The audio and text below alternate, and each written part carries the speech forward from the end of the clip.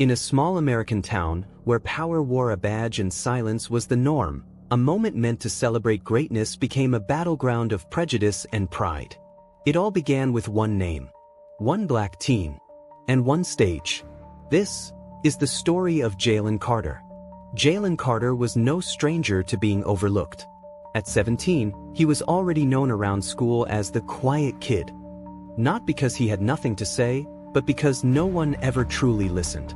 Raised by his grandmother in a neighborhood the city barely remembered, Jalen spent his days helping at the local community center, tutoring younger kids, and coding projects in a borrowed laptop at night. He wasn't the captain of the football team. He wasn't class president. He was just consistent and brilliant. So when the mayor's office announced that the annual Civic Youth Medal would go to Jalen Carter for his work in developing a neighborhood crime tracking app that helped reduce petty theft by 40% in 3 months, many in the town were surprised. But no one was more surprised than Police Chief Ronald Granger. Granger was a man of old-school values and not-so-secret prejudices.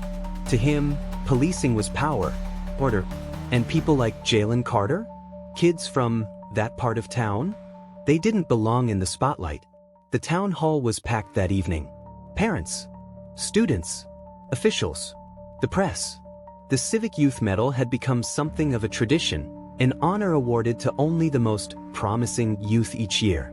Jalen stood backstage, nervously tugging at the sleeves of his only suit. It had belonged to his grandfather.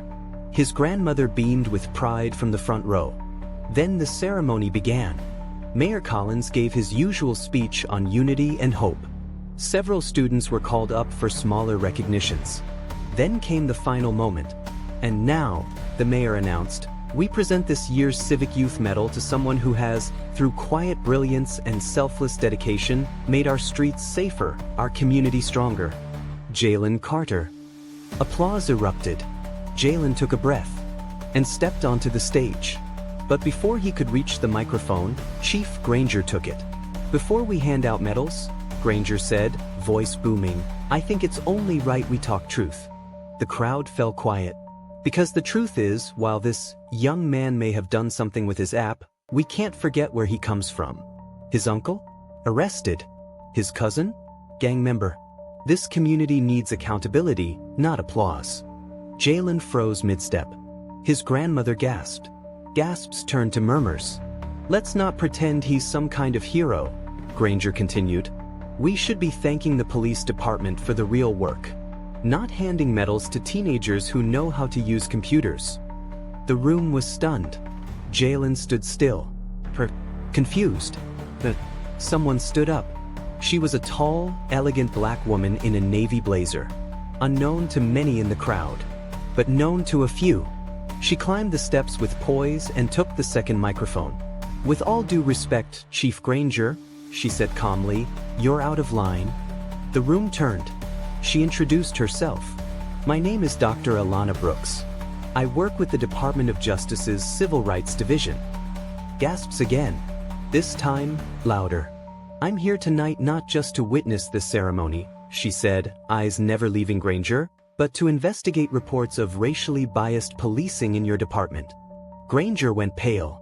And before you question young Mr. Carter's character, she continued, you should know that his app was instrumental in providing anonymous tips that led to internal investigations, including one into your precinct.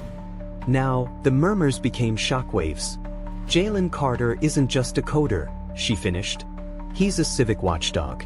And tonight, he deserves more than a medal. He deserves respect. The days following the ceremony were filled with a media storm. Granger attempted to spin the story, but it was too late. Records surfaced. Patterns of harassment. Skewed arrest reports. Whistleblowers came forward. Jalen's app had done more than reduce crime. It had exposed corruption. Dr. Brooks worked with local journalists to reveal the extent of the misconduct. Jalen, once mocked, now appeared on national news. The speech? Delivered a week later at a community rally attended by thousands. Granger was forced to resign. Several officers were investigated. Some were removed. Jalen received a full scholarship to MIT. But the most powerful moment came when his grandmother, holding back tears, whispered to him, "Your grandfather marched in Selma. He would be so proud." Jalen didn't seek revenge. He built tools. He didn't curse injustice. He uncovered it. He didn't just take the stage. He changed it. Never underestimate the quiet ones. Because sometimes the boy they try to shame becomes the man who rewrites the rules. Life lesson from this story. When the world judges you for where you come from, let your actions speak louder than their assumptions. Injustice may roar, but truth, persistent and unshaken, will always rise. This was the story of Jalen Carter. And he is just getting started. Subscribe to Crime Files Uncovered for more powerful true stories where justice prevails and the silenced rise.